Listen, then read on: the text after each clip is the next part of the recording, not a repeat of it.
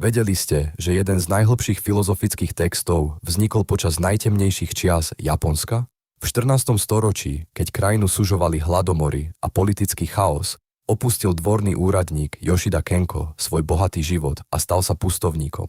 V ústrani napísal Eseje v nečinnosti, 243 pozorovaní o kráse pomíjania.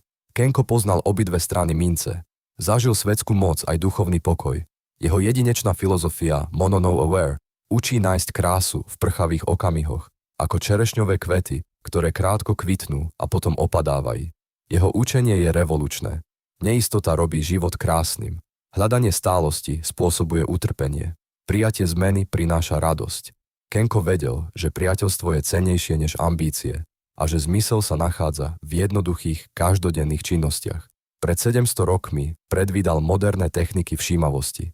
Jeho stredoveká múdrosť zostáva najobľúbenejším filozofickým textom Japonska, pretože nás učí nájsť pokoj v nepredvídateľnom svete.